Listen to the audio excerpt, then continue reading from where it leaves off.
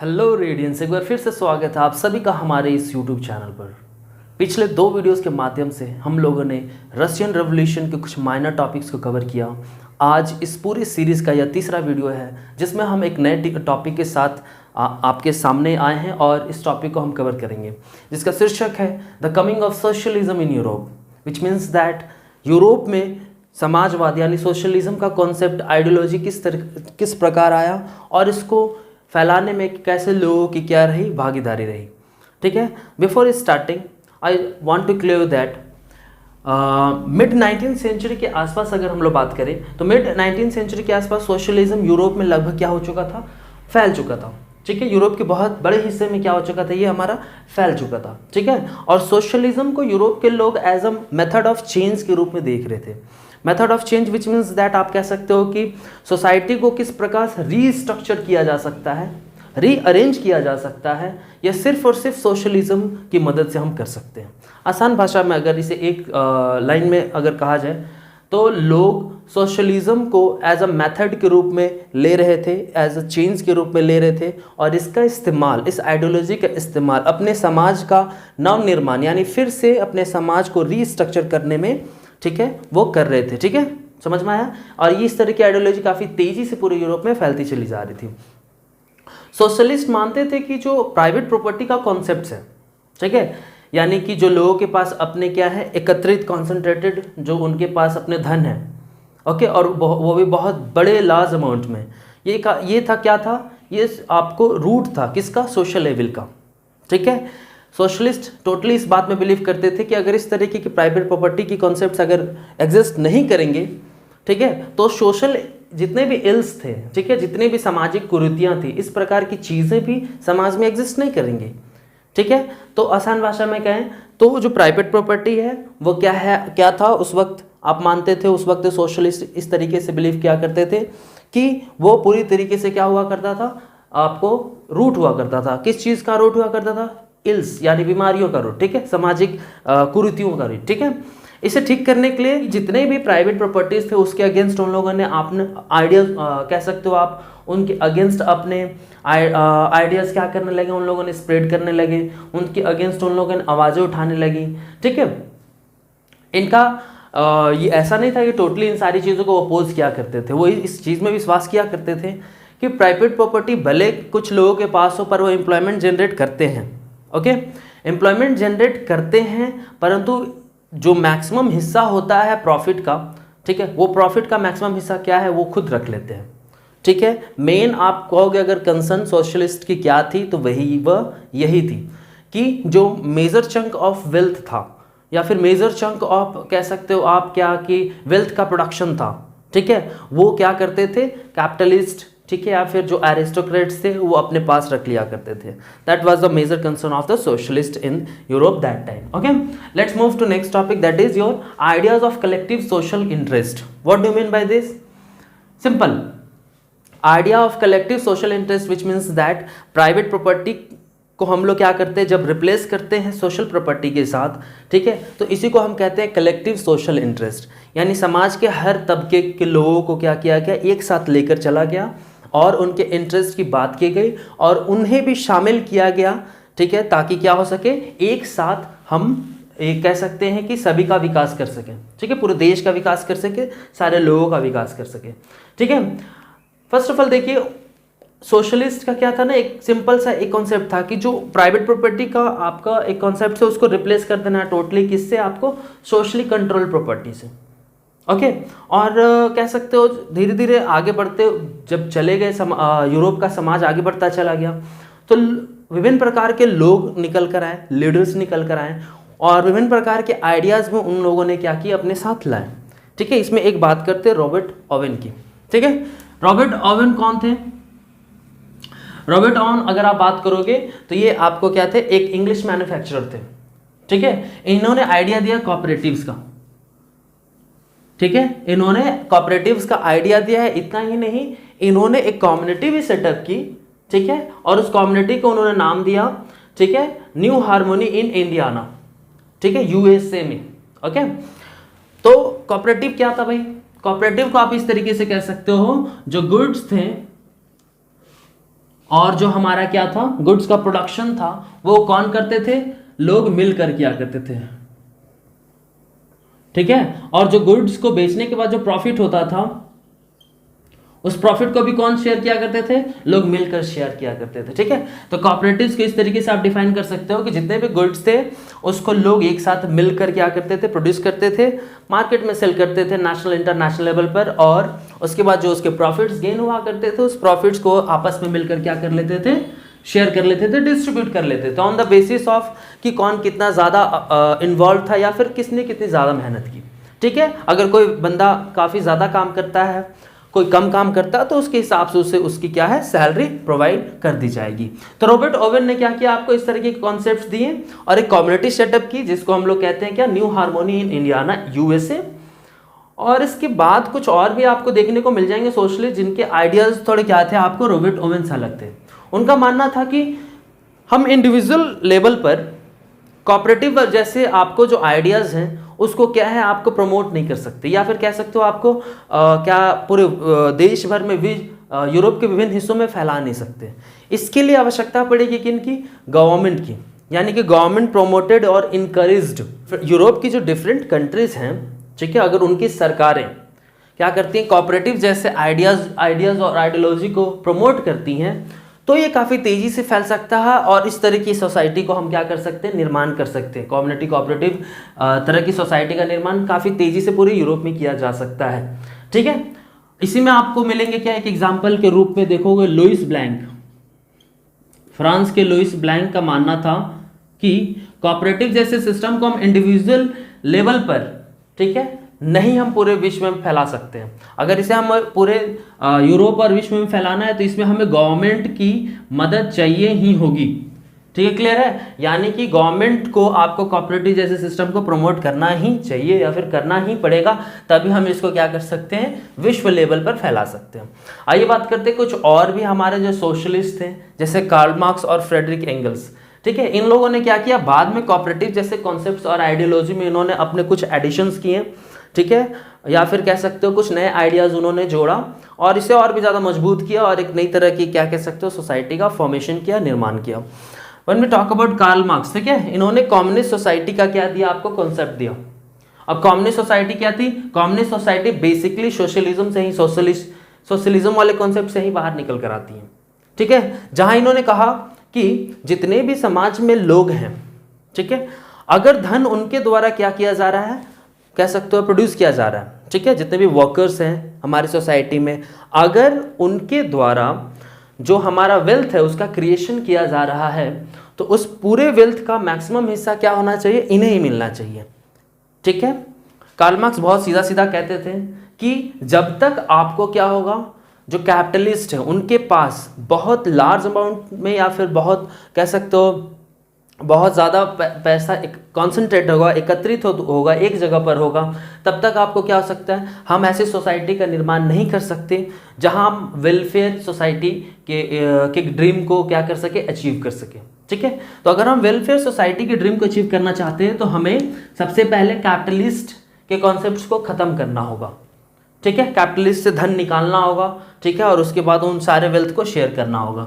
ठीक है, उनकी जो सोशलिस्ट की जो आइडियाज थी बाद में कम्युनिस्ट सोसाइटी कहलाई, और उन्होंने ये भी कहा कि इट इज और natural society of the future, which means that भविष्य, आने वाले भविष्य में कम्युनिस्ट जो या फिर साम्यवादी जो समाज होगा वो क्या हो जाएगा, पूरे विश्व के विभिन्न देशों में खासकर फैल जाएगा। क्यों फैल जाएगा, क्योंकि इस तरह के कॉन्सेप्ट्स क्या हैं, विश्व के विभिन्न देशों में इनकी ज्यादा मांग की जाएगी। ठीक है, वेल इस पूरे कॉन्सेप्ट में उनका क्या नाम था, क्या, प्रॉपर्टी वाज सोशली कंट्रोल्ड, यानी समाज द्वारा, ठीक है, जो प्रॉपर्टीज होंगे उसका क्या किया जाएगा, आपको नियंत्रण किया जाएगा, कंट्रोल किया जाएगा। Next move to the Frederick Engels. Frederick Engels was also supported the idea of socialism, okay, and added some more theories और ideas related to the socialism, okay, at that time in Europe, okay, so these are some concepts related to the coming of socialism in Europe। इसके बाद धीरे धीरे Europe में socialism के concepts और भी ज़्यादा क्या होते चले गए, कह सकते हो आपके फैलते चले गए, डीप रूटेड होते चले गए, और लोगों ने सोशलिज्म का क्या किया, इस्तेमाल किया ताकि विभिन्न देशों की सरकारों को क्या कर सके, हटा सके, उखाड़ कर फेंक सके। ओके, आइए बात करते हैं कुछ देशों के बारे में जहां पर आपको सोशलिज्म को सपोर्ट किया गया। तो हमारा जो नेक्स्ट टॉपिक होगा वो यह कि support for socialism in different countries of Europe. देखिए 1870 के आसपास जब आप आते हो, ठीक है, तो इस वक्त क्या था, सोशलिस्ट और सोशलिज्म का आइडिया। सोशलिज्म में बिलीव करने वाले लोगों को सोशलिस्ट कहते थे, ठीक है। दोनों क्या हो गए थे, काफी ज्यादा फैल गए थे, यूरोप के मैक्सिमम हिस्से तक ये फैल गए थे, ठीक है। यूरोप का कोई भी ऐसा हिस्सा अछूता नहीं था, ठीक है, ठीक है। तो हमने क्या देखा, 1870 के आसपास सोशलिज्म की आइडियोलॉजी में बिलीव करने वाले लोगों को सोशलिस्ट कहते थे। ये क्या हो चुके थे, पूरे यूरोप के हर एक हिस्से में फैल गए थे और इन्होंने इंटरनेशनल लेवल पर एक दूसरे के साथ कोऑर्डिनेशन चालू कर दिया। What do mean bye coordination, which means that कि लोगों ने एक दूसरे का सहयोग चालू कर दिया। ओके, आसान भाषा में कहोगे तो विभिन्न देशों में अगर कोई सोशलिस्ट है और कोई दूसरे देशों में सोशलिस्ट है तो वो क्या करने लगे, आपस में इंटरेक्ट करने लगे, अपने आइडियाज शेयर करने लगे, ठीक है। और अपने देश में ज़्यादा से ज़्यादा किस तरीके से सोशलिज्म के कॉन्सेप्ट का प्रमोशन कर सकते हैं, प्रचार कर सकते हैं, इन सारी चीज़ों को उन लोगों ने आपस में डिस्कस करने लगा। और इसके लिए उन लोगों ने एक इंटरनेशनल ऑर्गेनाइजेशन बनाई जिसका नाम रखा second international was an organization, okay, which was formed by socialists of Europe, okay, at international to coordinate their ideas with themselves at international level. Okay, now move to the next one, that is your they formed lots of associations. What do you mean by associations? बहुत तरह के association विभिन्न देशों में वो लोग बनाने लगे, क्या मांगे थी उनकी, ठीक है। और ये एसोसिएशन किस प्रकार काम किया करते थे, तो जो सबसे पहली चीज थी एसोसिएशन में आप देखोगे फंड्स रेज करना। एसोसिएशन बेसिकली आप कह सकते हो ग्रुप्स, ठीक है। सेम इंटरेस्ट के लोग जब एक साथ आते हैं तो एक ग्रुप तैयार होता है, ठीक है। और जब ऐसे ग्रुप्स आपको एक साथ इकट्ठा होने लगते हैं तो आपको देखोगे क्या, एक एसोसिएशन क्या होता है, जाकर के तैयार होता है, ठीक है, जो जिसका इम्पैक्ट काफी ज्यादा होता है, ठीक है। और इनकी आवाज़ें क्या की जाती हैं, सुनी जाती हैं सरकार द्वारा, क्योंकि यहाँ पर बहुत ज़्यादा क्या होते हैं, मेंबर्स होते हैं और एक बड़ा क्या होता है, सपोर्ट होता है, बैकग्राउंड सपोर्ट होता है। एसोसिएशंस सोशलिज्म से रिलेटेड एसोसिएशन, ठीक है, क्यों डेवलप होने लगे, क्या उनके काम थे, पहला था फंड्स को रेज करना, यानी ऐसे समय में जब क्रिटिकल सिचुएशन हो, जब लो डिमांड हो मार्केट में प्रोडक्ट्स की, जिसकी वजह से क्या हो, एम्प्लॉयमेंट क्या है, प्रॉपर तरीके से लोगों को मिल ना पाए, या फिर खत्म हो जाए उनकी नौकरी, या फिर सैलरी उनको कम मिलने लगे, फूड्स की शॉर्टेज हो जाए, ठीक है। यानी आसान भाषा में क्या, इकोनॉमिकल क्राइसिस अगर आ जाए किसी देश में, ठीक है, तो वहां पर क्या करें, ऐसे एसोसिएशन जिन्होंने फंड रेज कर रखा था उस फंड की मदद से वैसे उस वक्त उनको रिलीफ प्रोवाइड कर सके, इसलिए इनका आपका फंड रेज ये लोग किया करते थे। दूसरा आप कहोगे क्या इसमें कि लोअर वर्किंग आवर। देखिए वर्किंग आवर की बात मैं इसलिए कर रहा हूँ क्योंकि उस वक्त लगभग मैक्सिमम 15 घंटे तक तो क्या होते थे, आपको काम करा दिए जाते थे किसी व्यक्ति से, यानी उनको बस काम करना होता था, घर जाकर खाना पीना घर बनाना होता था और फिर घर वापस अपने क्या है, अपने फैक्ट्री में आ जाना होता था। It means that just like आप कह सकते हो कि वो अपने जीवन में कुछ एक्स्ट्रा कर नहीं पा रहे थे। क्लियर है? आज के समय में आप देखोगे 8 आवर क्या है हमारा, ठीक है, एक कह सकते हो आपकी ड्यूटी आवर है। बट उस वक्त आपको ये वर्किंग आवर काफ़ी ज़्यादा होने की वजह से लोगों के पास कुछ भी एक्स्ट्रा टाइम नहीं मिल पाते थे अपने जीवन को क्या करने के लिए, एक्सप्लोर करने के लिए। फिर बात करते हैं हायर, आपको क्या है, आपको वेजेस की बात करते हैं। उनकी लगातार डिमांड हुआ करती थी सोशलिस्ट की, वर्कर्स की, कि ज़्यादा से ज़्यादा उन्हें तनख्वाह मिले, क्योंकि कैपिटलिस्ट क्या करते थे, ज़्यादा से ज़्यादा गेन अपने पास रख लिया करते थे। ठीक है, higher living standard, living standard which means that कि जीवन जीने के लिए जो बेसिक सुविधाएं मिलनी चाहिए कंपनी की तरफ से, जो अब आपको कुछ और भी एडिशनल बेनिफिट्स मिलने चाहिए, वो सारी चीज़ें क्या है आपको उनको मिलनी चाहिए ताकि उनकी जो लिविंग है वो बेहतर तरीके से हो जाए। उन्हें हाउसिंग की प्रॉब्लम ना हो, उन्हें सैनिटेशन की प्रॉब्लम ना हो, उन्हें मेडिकल जो भी उनको सुविधाएं सर्विसेज मिलनी चाहिए वो मिलनी चाहिए। ठीक है, वो सारी चीज़ें इसमें आ जाती हैं। इसके अलावा आप एजुकेशन भी इसमें जोड़ सकते हो। ठीक है, बच्चों के लिए एजुकेशन के लिए सपोर्ट या फिर स्कूल खोले जाने चाहिए ताकि उस रीजन में, उस फैक्ट्री वाले रीजन में वर्कर्स क्या कर सके, काम भी कर सके और अपने बच्चों को पढ़ा सके। तो लिविंग स्टैंडर्ड बेसिकली क्या है कि जीवन जीने के तरीके में सुधार हो, ठीक है। इस तरीके की मांगे एसोसिएशंस किया करते थे, लगातार उठाया किया करते थे। एक और है हमारा क्या, right to vote. Right to vote which means that why I am talking about right to vote, ठीक है। राइट टू वोट आप ऐसे कह सकते हो कि जब फैक्ट्रीज में बहुत सारे क्या है वर्कर्स काम कर रहे हैं, ठीक है, तो उनके पास क्या होता है, एक एसोसिएशन होता है, ट्रेड यूनियन होता है। ओके, ट्रेड यूनियन किसे कहते हैं हम लोग,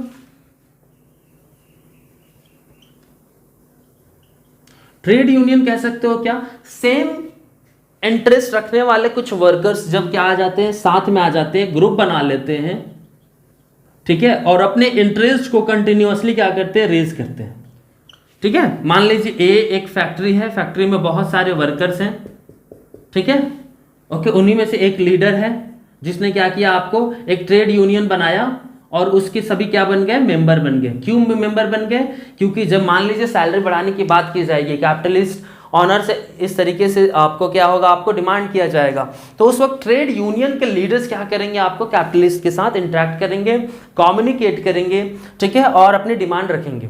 कोई एक बंदा यहाँ से वर्कर उठकर जाएगा कैपिटलिस्ट के पास, कहेगा कि मुझे मेरी सैलरी बढ़ा दो, मैं काफ़ी परेशान हूँ, ठीक है, इतने सैलरी से मेरे खर्चे नहीं निकल पाते, तो इस वक्त क्या होगा, इन्हें काफ़ी ज़्यादा प्रॉब्लम हो सकता है, इन्हें एक्सप्लॉइट किया जा सकता है, इन्हें मारा भी जा सकता है, इन्हें नौकरी से निकाला जा सकता है, बहुत सारी चीज़ें, क्योंकि ये अकेले हैं इस वक्त। Trade union means that which means that simple कि यूनिटी को क्या करने के लिए, आपको प्रमोट करने के लिए, ठीक है, सारे लोग एक जगह आ जाते हैं और एक बड़ी ताकत के साथ अपनी आवाज़ उठाते हैं ताकि अपनी मांगों को वो पूरा करवा सके, ठीक है। तो राइट टू वोट क्या था, राइट टू वोट आपको ट्रेड यूनियंस में इनको क्या थे, राइट टू वोट्स की डिमांड कर रहे थे, और इसके अलावा गवर्नमेंट में भी राइट टू वोट्स की इसकी डिमांड कंटिन्यू चला करती थी। आइए 3 देशों की बात करते हैं, इसके थ्रू समझते हैं क्या। पहला हमारा जर्मनी। जर्मनी में एक पार्टी थी जिसका नाम था सोशलिस्ट और democratic party, okay, socialist democratic party. अभी हम 3 क्या है देश के उदाहरण देख रहे हैं जहां पर सोशलिस्ट क्या थे, आपको काफी ज्यादा तेजी से फैलते चले गए। पहला था जर्मनी जहां पर एक पार्टी थी सोशलिस्ट डेमोक्रेटिक पार्टी। दूसरा आप कह सकते हो ब्रिटेन, जहां आप देखोगे क्या ना कि सोशलिस्ट प्लस ट्रेड यूनियंस एक साथ आए और उन्होंने क्या बनाया, उन्होंने बनाया लेबर पार्टी। यह पार्टी आज भी एग्जिस्ट करती है ब्रिटेन में, ठीक है। उसके बाद हम अगर तीसरे की बात करें तो फ्रांस। फ्रांस में देखोगे क्या, यहां पर भी आपको सोशलिस्ट और ट्रेड यूनियन एक साथ आए और इन्होंने बनाया क्या, सोशलिस्ट पार्टी। तो इस तरीके की जो पार्टी आप देख रहे हो, ये पार्टी आपको विभिन्न देशों में, पर इनकी आइडियाज जो हैं समहाउ कहीं ना कहीं मिलते हैं, ठीक है। अगर हम जर्मनी की बात करें तो वहां पर एसडीपी पार्टी काफी ज्यादा स्ट्रांग थी, मजबूत थी, एक बहुत ज्यादा स्ट्रांग रिप्रेजेंटेशन वो रखा करते थे अपने पार्लियामेंट में, ठीक है। पार्लियामेंट की सीट्स इनके पास क्या हुआ करती थी, ठीक है। पार्लियामेंट में ये क्या थे, अपने प्रतिनिधित्व भेजा करते थे। ब्रिटेन की बात करेंगे तो लेबर पार्टी काफी ज्यादा मजबूत पार्टी थी और काफी कह सकते हैं ये इसने क्या किया, गेम चेंजर के रूप में आपको ब्रिटेन में आपको वर्क किया। फ्रांस में आपको इस तरीके की पार्टी आई, ओके, जिसने बहुत से बदलाव लाए, ओके। वीडियो का अंत करने से पहले मैं एक चीज बता दूं, 1914 तक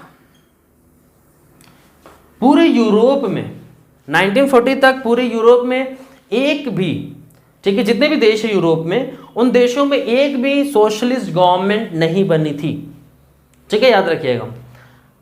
आपके बुक में मेंशन है कि 1914 तक पूरे यूरोप के विभिन्न देशों में एक भी आपको सोशलिस्ट गवर्नमेंट का फॉर्मेशन नहीं हो पाया था।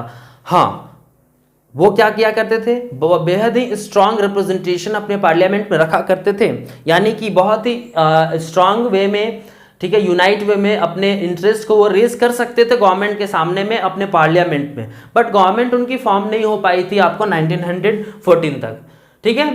पर हमारा सवाल उठता है क्या कि तो गवर्नमेंट किनकी हुआ करती थी, तो 1940 तक अभी भी आपको गवर्नमेंट मिली है क्या, लिबरल्स, कंजर्वेटिव्स और रेडिकल्स की ही, ठीक है, पूरे यूरोप में, ठीक है।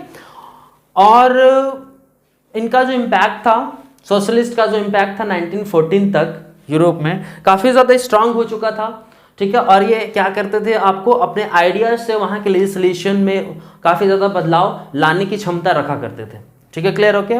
तो इस पर्टिकुलर टॉपिक में the coming of socialism in Europe में हम लोगों ने क्या देखा, बेसिकली यही देखा कि आपको मिड 19 तक आते आते यूरोप में लगभग या फिर आप देखोगे 1870 तक आते आते यूरोप में लगभग पूरी तरीके से सोशलिज्म फैल चुका था।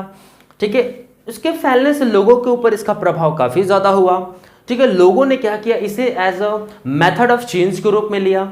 ठीक है, और इसका इस्तेमाल किया अपने समाज का नव निर्माण करने में, फिर से बनाने में अपने समाज को। इसके बाद आप कह सकते हो कि कुछ डिफरेंट टाइप्स ऑफ आपको फिलोसोफर्स निकल कर आए। ठीक है, जिन्होंने नए नए आइडियाज़ क्या किया, आपको जनरेट किए, उस वक्त दिए, जो सोशलिस्ट से रिलेटेड थे, सोशलिज्म को और इन्हांस किया।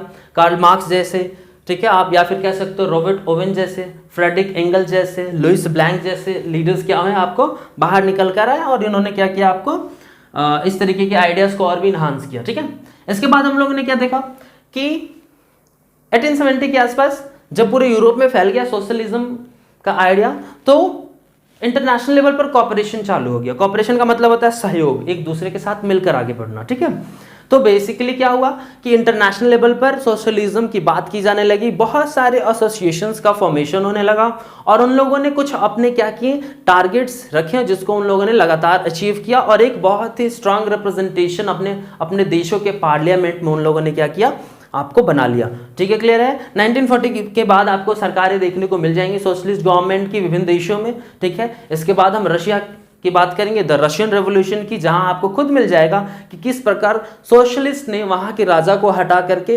आपको एक सोशलिस्ट गवर्नमेंट का फॉर्मेशन किया, निर्माण किया। ठीक है, आशा करता हूं ये सारे कॉन्सेप्ट्स आपको समझ में आए होंगे। तब तक के लिए बहुत बहुत धन्यवाद। जय हिंद।